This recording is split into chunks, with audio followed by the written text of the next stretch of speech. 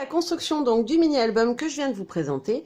Donc ce petit mini, alors j'ai déjà pris un petit peu d'avance, j'ai fait la couverture, mais je vais vous montrer un peu tout ce que j'ai utilisé quand même pour la réaliser. Donc la couverture, je vais enlever parce que j'ai préparé aussi pour la suite. Donc la couverture, c'est simplement de la cartonnette que j'ai recouverte de papier, comment ça s'appelle? De papier peint. Donc c'est un rouleau de papier peint que j'avais acheté chez Action. Je m'en suis déjà servi plusieurs fois pour des mini et je l'aime beaucoup. Il fait un peu effet bois flotté, vieux bois blanchi un peu par le sel ou la mer, je trouvais. Donc je trouvais que ça allait bien parce que ça va être un mini album sur le thème de l'été. Pour faire ma couverture, en fait, j'ai utilisé le dos des petits pads vous savez, les fameux blocs où il y avait die cut, foil, pas foil, vellum, etc. Donc en fait, je m'en sers, en fait, je garde toujours le dos de ces albums après les avoir désossés. Donc là, c'était celui avec les licornes. Je les garde et en fait, je m'en sers pour faire mes couvertures d'albums. Ensuite, j'ai utilisé des petites pochettes comme ceci, donc les grands formats essentiellement. Donc ils viennent de chez Graffiti Girl, donc ma petite boutique chouchoute. Ça faisait longtemps que j'avais envie de faire un mini avec les produits de la boutique uniquement, quasiment. Et d'utiliser ces petites enveloppes du coup que j'avais achetées. Elles sont vendues par lot de 5, si je dis pas de bêtises, pour 4,95 €. Elles font 10 par 15 environ. Plus le rabat en haut. Donc moi ce que j'ai fait pour mon album, c'est que j'ai coupé ce petit rabat à chaque fois pour faire en fait des petites pochettes comme ceci, donc qui s'ouvrent sur le dessus et où je vais venir du coup glisser des tags. Donc pour m'avancer, j'ai déjà découpé toutes mes petites enveloppes comme ceci, donc j'ai coupé le repli. Et j'ai préparé aussi les papiers un peu que j'ai envie d'utiliser. Donc pour faire ce mini, je vais utiliser la collection de chez Graffiti toujours, qui s'appelle Intrépide. Donc ça fait un petit moment que je l'avais acheté. Je sais pas, elle m'avait vraiment tapé dans l'œil cette collection. Les papiers, ils ont un effet un petit peu glacé, vitrifié, que je trouve très sympa. Je les ai pas encore testés avec de la patouille ou des choses comme ça. Donc voilà, je vous fais défiler rapidement un peu les papiers qui sont à l'intérieur. C'est un bloc 15 par 15, hein, du coup je l'ai pas précisé mais ça se voit. J'ai bien gardé du coup les autres, j'ai pris une feuille de chaque en fait, je pense pas que j'aurais besoin de plus pour faire l'album. Et j'ai conservé toutes mes chutes, voilà, pour pouvoir venir piocher dedans pour faire des petits matages de photos ou bien pour y découper des étiquettes ou ce genre de choses à l'intérieur. Et toutes celles que je n'ai pas utilisées pour faire les décos des pages sont ici, donc en version entière en 15 par 15, pour pouvoir créer toujours pareil matage et ainsi de suite. Je vais venir glisser à l'intérieur de mes enveloppes des petits tags. Donc je les ai déjà pré-découpés, hein. Ils sont en papier aquarelle parce que j'ai envie de pouvoir travailler avec mes encres. Vous savez que j'adore patouiller avec mes encres distress, que ce soit les oxydes ou les classiques. Donc j'ai fait 8 petits tags puisqu'il y a 8 enveloppes. Et pour faire mes tags, je ne me suis pas embêtée, j'ai utilisé un pochoir de chez Asa que j'ai depuis hyper longtemps. Donc en fait j'en ai deux. Donc ce sont des pochoirs qui vous permettent de découper des tags de différentes tailles, de différentes formes. Donc moi j'ai pris celui qui fait un peu travailler en haut. Il y a la version classique et ensuite il y a ceux-là. Voilà, ceux avec la forme un peu en ogive et les grands formats du coup en format classique. Ils sont vraiment super bien ces pochoirs. Je ne sais pas si on peut encore les trouver. J'essaierai de regarder si je les trouve. Je vous mettrai un lien mais je ne suis pas sûre vraiment. Donc pour ce petit mini album qui mesure... Je l'ai noté quelque part ou pas ça? Il fait 17 cm de longueur par 12 cm de hauteur. Je l'avais noté, j'allais mesurer mais j'ai noté. J'ai bien travaillé. Donc en fait je vous ai noté ici pour la couverture de quoi vous aurez besoin. Donc deux parties de 17 cm de long par 12 cm de haut. Et une charnière, moi je l'ai fait de 3,5 cm. Donc ça fait ça en épaisseur. Parce que j'avais envie de pouvoir mettre de l'épaisseur, du relief sur mes petites enveloppes. J'ai collé... Alors, je ne sais pas si vous vous rappelez, dans un de mes précédents hauls, je vous l'ai montré. Donc, c'est les petits rubans à pompons de chez Action. Donc, j'en ai découpé une petite bande que j'ai collée sur le dessus. Je vais faire la couverture ensuite. Hein, j'ai pas fait pour l'instant, on va la faire ensemble. J'ai juste en fait assemblé. Alors là, je vous explique qu'il n'y a pas le rabat de ce côté, tout simplement parce qu'au début, je l'avais prévu plus long. Et au final, je trouvais qu'une fois que les enveloppes étaient à l'intérieur, elle était trop loin et que c'était pas joli. Donc, je l'ai tout simplement recoupé. Du coup, la tranche n'est pas super jolie. Peut-être que je vais l'habiller, je vais voir, je ne sais pas encore. Et donc, le principe que je vais utiliser pour la reliure, donc c'est cette petite charnière. Alors la petite charnière, c'est très très simple à réaliser. Je vous ai mis ici donc toutes les mesures. Donc la petite charnière, elle fait 10 cm de haut. Je l'ai fait un petit peu plus petite que la taille du mini. En fait, elle a la taille des pochettes. Et elle fait 12,5 cm de longueur, comme ceci.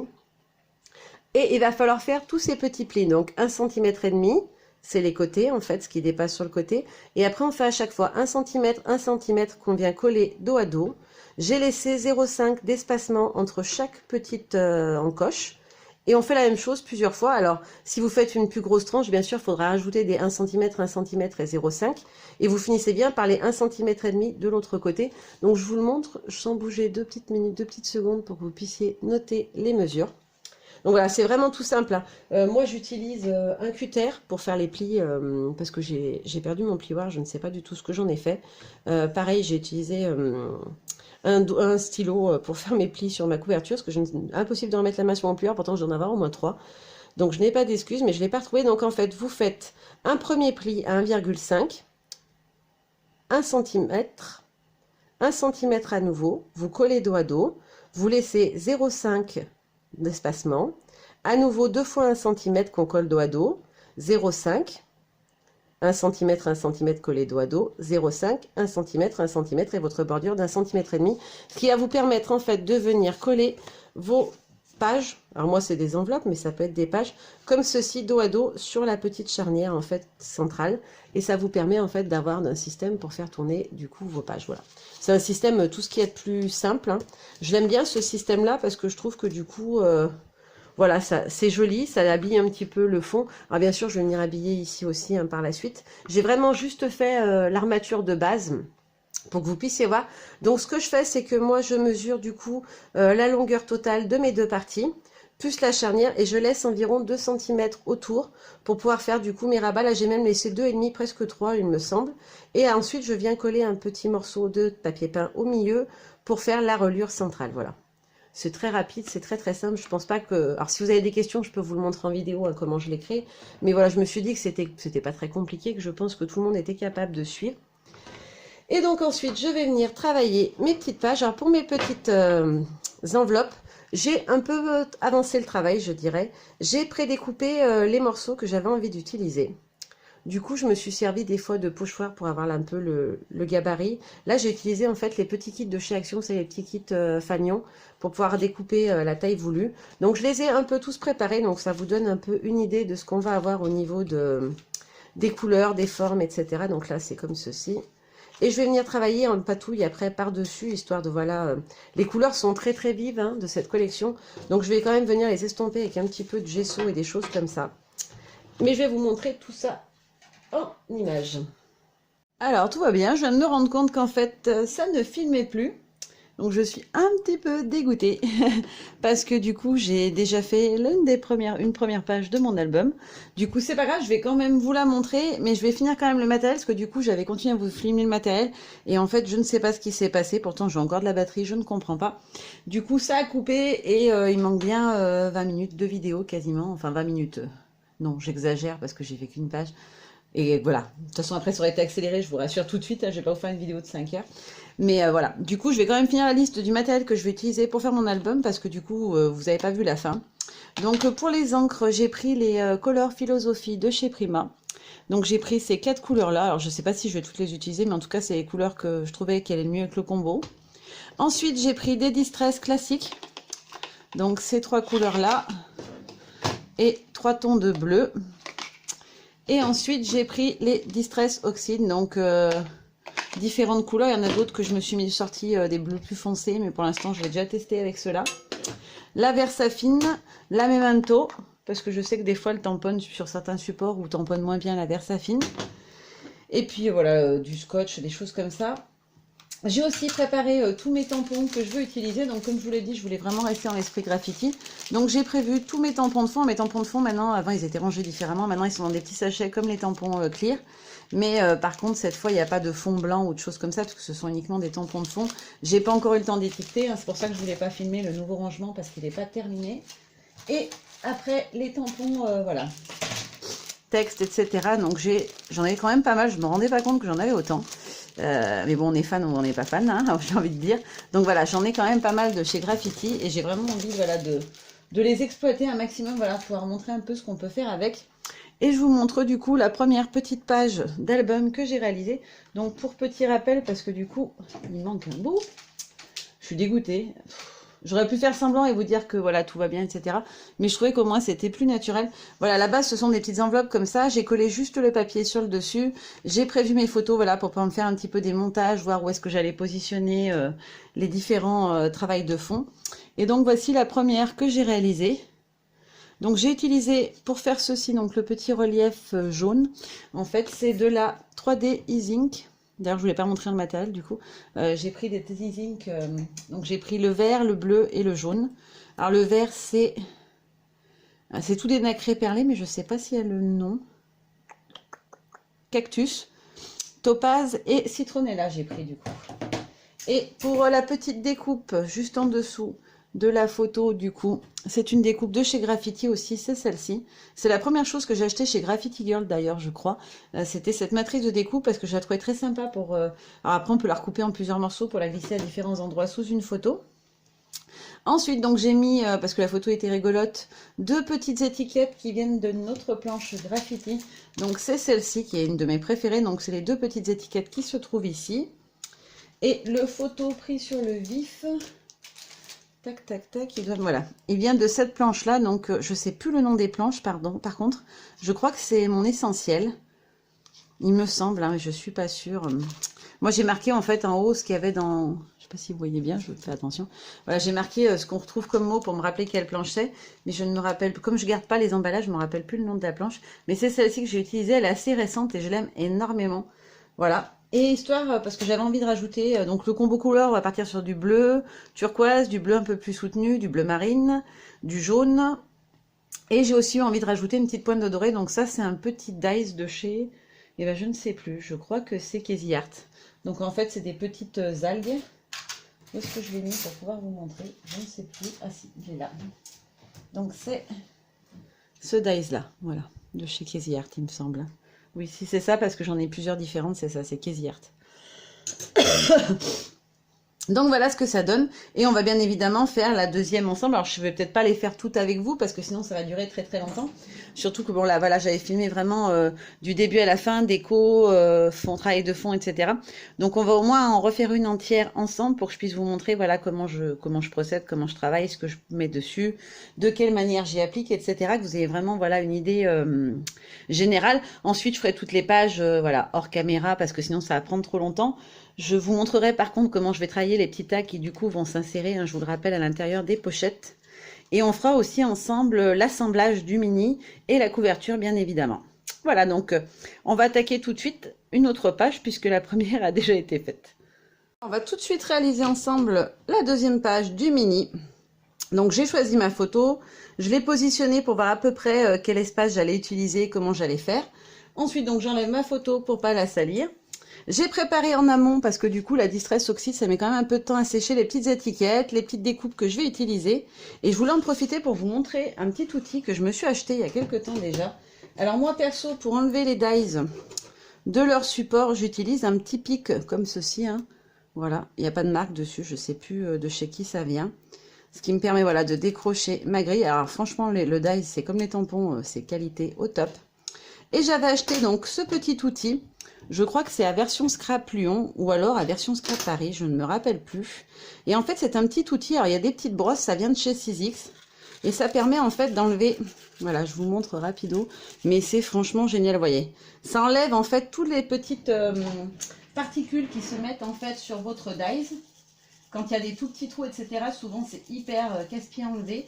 Avant, je m'amusais tout à faire avec le petit pic. Et je vous avoue que depuis que j'ai cet outil, ben, voilà, je revis, je gagne un temps fou. Pour le faire, voilà, il est nettoyé en 2 secondes et demie. Et voilà, je vous remonte le petit outil pour que... Alors, je sais pas son nom exact, mais c'est un Sizzix. Je crois, je sais pas si je l'avais pas pris chez Craftelier d'ailleurs, donc c'est peut-être plutôt version Scrap Paris. Mais voilà, je veux pas dire de bêtises, mais il me semble que c'est ça. Il y en a un ou deux qui sont restés dedans. Voilà, donc je les enlève à la main, ceux-là, parce qu'ils s'enlèvent tout seuls. Et voilà donc à quoi ressemble le dies une fois découpé. Et ensuite, donc je vais venir travailler mon fond. Alors pour ça, je vais utiliser du gesso. Donc le mien, je vous l'ai déjà montré, je pense, dans des précédentes vidéos. Il vient de chez Lefranc-Bourgeois. Et je vais l'appliquer en fait avec une petite éponge. Alors avec une éponge parce qu'en fait, j'ai envie que ça reste très léger, mon gesso. Donc ce que je fais, c'est que je vais prélever un peu de gesso sur mon éponge. Ensuite, je vais prendre mon petit sopalin qui est là. Et j'enlève en fait le surplus. Je vais positionner à nouveau ma photo. Je fais attention à bien être dans le champ, voilà, pour pouvoir voir où est-ce que je vais venir mettre mon gesso. Et ensuite, je l'applique comme ceci. Alors, j'en mets aussi sur les papiers à motifs. Je vous explique vite fait pourquoi. C'est que du coup, bah, je vais pouvoir travailler avec les encres dessus sans que ça gondole ou quoi que ce soit. Le gesso va faire comme une couche protectrice, je dirais. Et va me permettre de travailler avec mes encres Distress ou autres. Parce que du coup, sur le craft, ça ne fonctionnait pas très bien. J'avais testé. Est-ce que je l'ai par là? Oui, j'avais testé sur une autre enveloppe vierge. Donc là, c'était la version gesso. J'avais testé, je fais toujours des petits tests en fait des couleurs pour voir ce que ça rend. Et là, de ce côté, j'avais testé sans gesso.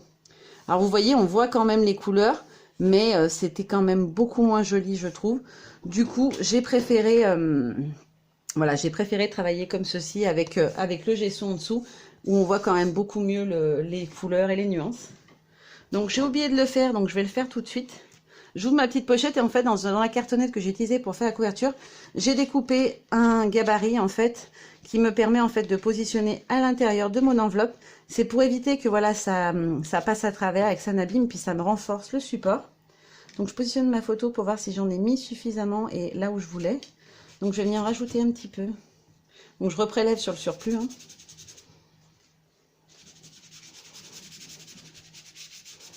Voilà. Et ensuite, ce que je fais, c'est que je viens avec le doigt frotter comme ça. J'estompe en fait. Et voilà, c'est sec. Voilà. Je peux mettre la main dessus, c'est déjà sec. Ce qui me permet de pouvoir venir travailler tout de suite dessus. Alors je vais quand même, par sécurité, mettre un tout petit coup de pistolet parce qu'on ne sait jamais s'il y a un endroit où je ne suis pas passée avec la main.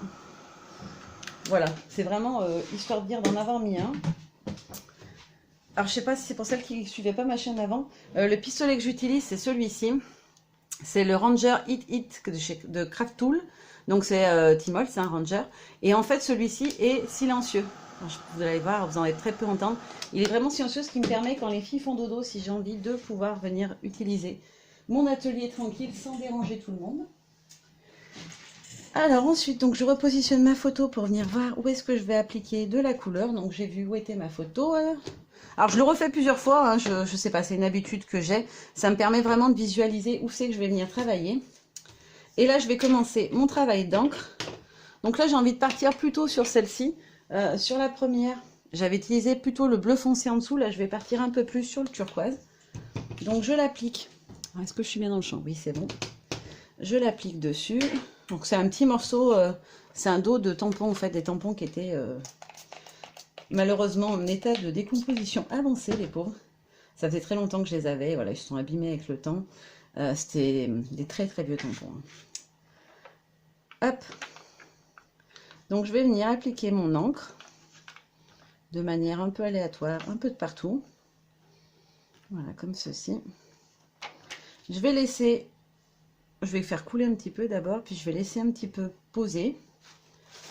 Excusez-moi. Et ensuite, je vais venir tamponner avec mon sopalin pour enlever l'excédent. Donc, vous voyez, la couleur, elle a quand même relativement bien pris. Après, le bleu, il est clair, donc c'est normal. Je vais venir ensuite rajouter un petit peu de bleu plus foncé. Enfin, plus bleu, l'autre est plus turquoise, celui-là est plus bleu. Alors, j'ai un sheet d'eau qui marche quand il a envie. Voilà. Et je vais venir en rajouter aux zones voilà, où je n'ai pas appliqué trop d'encre. Je vais venir en mettre un peu vers le haut là. Je voudrais qu'il y en ait tout en haut. Donc je vais faire couler un peu pour que ça aille là où j'avais envie. Voilà, comme ceci. Et ensuite, toujours avec mon petit sopalin, je vais venir enlever l'excédent. Alors sur les zones où il n'y a que l'enveloppe, vous voyez que ça prend quand même un peu la couleur, hein, mais c'est vraiment très très léger. Voilà. Donc comme d'hab, je reprends ma petite photo pour voir si j'ai suffisamment mis d'encre. Ça me paraît pas mal. Alors par contre, j'ai fait des bêtises. Comme j'ai voulu vous montrer l'outil, j'ai laissé tous les petits papiers, ils se sont collés. Je vais venir ajouter un petit peu de bleu parce que je trouve que c'est trop clair. Je suis désolée pour le bruit. Mon téléphone il a décidé d'être embêtant aujourd'hui. Voilà, donc je vais laisser un petit peu, je vais peut-être même mettre un petit coup de pistolet pour que la couleur elle prenne un petit peu plus. Hop.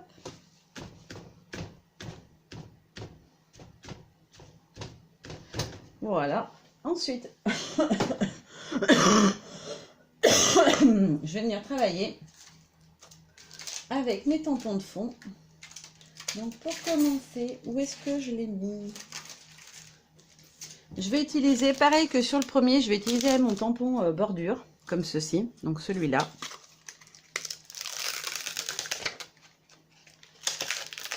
Hop là. Donc c'est une planche qui est très récente, celle-là aussi. C'est pas la dernière collection, ça doit être celle d'avant, il me semble. Et donc ce sont tous des reliures en fait, enfin tous presque, ou des bordures en tout cas. Ils sont vraiment très très sympas. Alors tout à l'heure je l'ai fait à la même manteau, mais je pense qu'à la Versafine ça doit le faire aussi. J'espère que je vais pas faire de bêtises. Voilà, donc j'ancre mon tampon et je vais venir l'appliquer en fait. Alors, ma photo va être où? Que ça se voit quand même, ça dépasse un peu. Je pense que je le ferai en 2 fois. Donc je me positionne sur la bordure.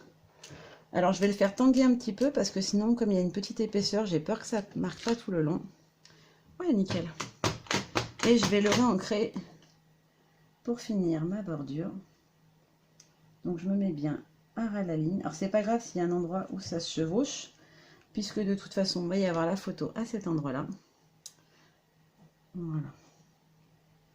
Donc ça sera comme ceci. Franchement, j'adore ces tampons, ils sont trop beaux.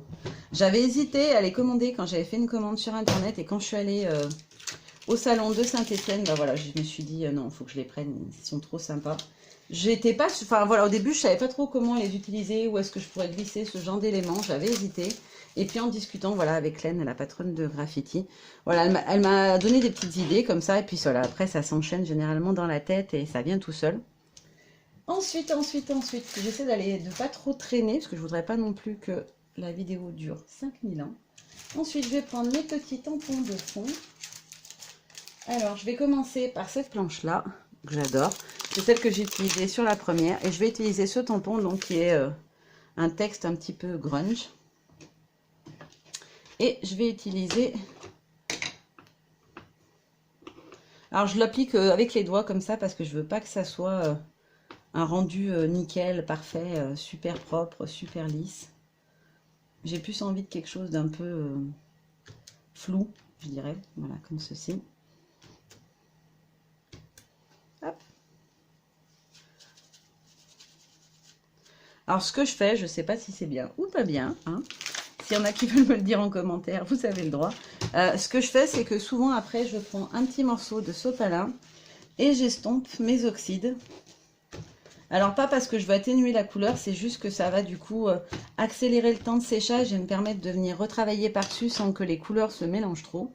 Et ensuite, alors je vais rester vraiment sur ce que j'avais fait sur la première page, c'est ce que j'avais envie de travailler sur ce mini. Je vais utiliser celui-ci donc avec la Peacock Feather cette fois. Donc ce sont des petits cercles qui font bien, je trouve, océan, bulle de haut, etc. Je le trouve vraiment très beau celui-là aussi. Voilà, donc je nettoie mon tampon rapido. Et ensuite, donc, j'avais très envie d'utiliser ce petit texte. Je kiffe cette photo. Donc je vais venir le tamponner à la Versafine noire. Donc je vais prendre le petit bloc, il n'y a pas besoin d'un grand. Je vais mettre ma photo à sa place pour voir où est-ce que du coup je peux positionner le tampon. Hop. Et donc, je vais venir le tamponner ici. Hop, nickel. Donc, pour le fond, on est plutôt pas mal. Je vais venir appliquer ma mousse. Donc, je ne vous ai pas montré. Je vous remonte bien quand même la planche que j'ai utilisée. Donc, c'est celle-ci. Je crois que c'est ma préférée, franchement, avec celle Méréphi, puisque moi, je n'ai que des louloutes à la maison. Donc, je pense que ce sont vraiment mes deux chouchoutes. Donc, je vais essayer de coter les planches que j'utiliserai tout le long. Ça sera plus rapide. Et pareil que j'ai fait pour les encres. Voilà. Comme le support n'est pas... n'absorbe pas très bien, comme j'ai mis de l'après. Hein, le gesso, c'est un après qui protège. Bah, du coup, j'estompe le noir pour que ça bave pas de partout, notamment sur mes doigts. Alors, j'ai déjà les doigts dans un état. Je vous explique pas, mon vernis était tout neuf. Il est destroy déjà. Et ensuite, donc, je vais venir utiliser ma pâte Zinc. Et je vais l'appliquer avec un petit pochoir que j'ai perdu, bien évidemment. Alors, où est-ce que j'ai mis? Alors, je ne veux pas dire de bêtises, mais il me semble bien qu'il est de chez Graffiti aussi. Hein. J'en ai 3 comme ça, oui, c'est ça, il me semble. Oui, c'est ça, c'est les 3 pochoirs graffiti que je possède. Donc, je vais continuer sur le même modèle que la première page. Je vais utiliser donc le pochoir Galaxy. Et je vais l'appliquer avec un petit couteau à peinture, je crois que ça s'appelle. Donc, c'est un petit outil comme ceci. Alors, je positionne ma photo une dernière fois pour voir où est-ce que je vais venir en mettre. Ok, vendu. Donc, je prends un petit peu de matière. Alors, il n'y a vraiment pas besoin d'en prendre des tonnes. Et je trouve que franchement, ça s'applique super bien. Ces pâtes, elles sont vraiment top, je trouve. Je vous avais fait un tuto pour celles qui me suivent depuis un moment. Customisation de t-shirt avec ces pâtes de chez Easink.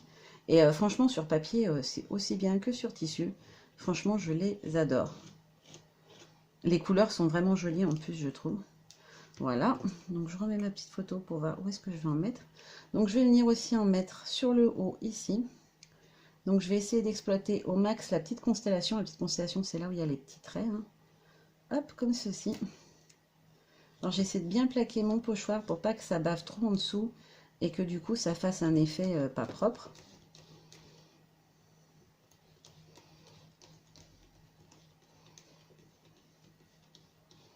Voilà, et j'enlève délicatement. Ouais, nickel.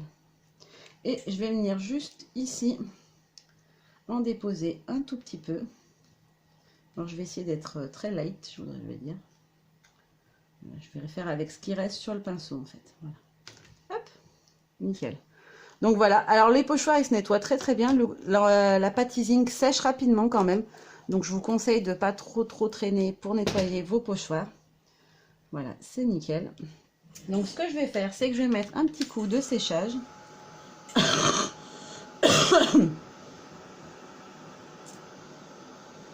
Alors je commence à être malade, c'est pénible. Et j'ai l'impression que cette fois, je suis vraiment en train de me prendre vraiment les bronches et les sinus, un truc de fou. Donc j'espère que ça va pas durer trop longtemps. Alors là, j'ai fait une bêtise, j'ai touché, ce n'était pas sec. J'ai cru, mais non. Donc après, moi, j'aime pas quand ça gonfle trop, donc j'ai tendance à écraser le volume parce que je trouve pas ça joli du tout. Après, c'est une question de goût, hein. Moi, j'aime pas, mais chacun fait comme il le souhaite. Donc je teste pour vérifier avec la main. Donc c'est nickel, tout est sec. Je vais pouvoir venir positionner ma photo. Je vais prendre ma petite grille que je vais venir mettre comme ça. Ensuite, je vais découper mes petites étiquettes. Alors j'essaie d'être rapide. J'espère vraiment que ça va pas être trop long. Parce que moi je sais que voilà, en tant qu'abonné à des chaînes, moi aussi, vu que j'en regarde beaucoup de scrap sur YouTube, je sais que voilà, si ça dure trop longtemps, j'ai tendance à finir par perdre le fil au bout d'un moment. Voilà, hop, la première.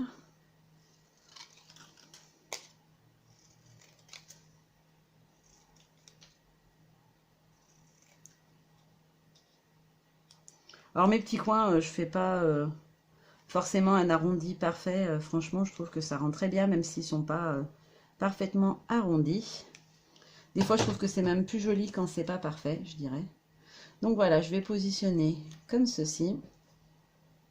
Et je vais venir glisser ma petite comme ceci, je pense. Donc voilà ce que ça va donner approximativement. Donc je vais tout de suite passer au collage. Alors pour coller, je m'embête pas du tout. J'utilise les petits roll-on de chez Action comme ceci. Je trouve pour coller certaines choses très fines, comme par exemple voilà la petite grille, bah, c'est l'idéal. Donc je vais en mettre uniquement au milieu parce que du coup je veux pas que ça dépasse de là où il y a la photo. Alors ça me la colle un peu sur la table bien évidemment. Alors je positionne ma photo pour voir la hauteur. Donc voilà, là on est nickel. La petite algue, alors là l'algue c'est du basil pailleté et qui est autocollant. Donc j'ai plus qu'à enlever la petite couche en dessous. Je positionne ma photo pour bien la mettre au bon endroit. Voilà, c'est nickel. Hop, je la colle. Ensuite, je vais faire pareil avec mes deux petites étiquettes. Un petit coup de roll-on. Hop, hop. Alors, si je la mets à l'envers, ça va pas le faire. Alors, j'aime pas que les étiquettes soient collées parfaitement droites. Donc, je vais la décaler un petit peu. Je fais pareil avec ma photo que je viens donc positionner à sa place définitive, comme ceci. Et ensuite, je vais venir coller ma petite étiquette ici. Et donc voilà, la petite page est terminée. Voilà. Donc maintenant, je vais finir les autres pages et je vous montre, voilà, une fois que je les ai toutes faites. Et on fera donc ensemble, comme je vous l'ai dit, un petit tag quand même que je vous montre, parce que c'est pas exactement le... Enfin, c'est la même base de travail, mais du coup, on va travailler sur du papier aquarelle, donc le rendu, il n'y aura pas besoin du gesso, ce sera pas exactement les mêmes couleurs. Au final, les couleurs vont être plus pétantes, je pense. Et donc, je laisse quand même un petit moment dedans, mon petit cache, un petit morceau de protection cartonné, le temps que ça soit vraiment tout sec et que voilà, l'enveloppe, elle est bien absorbée pour éviter que ça la fasse trop gondoler ou trop épaissir. Et on se retrouve dans un tout petit moment pour que je vous montre voilà, la totalité des pages.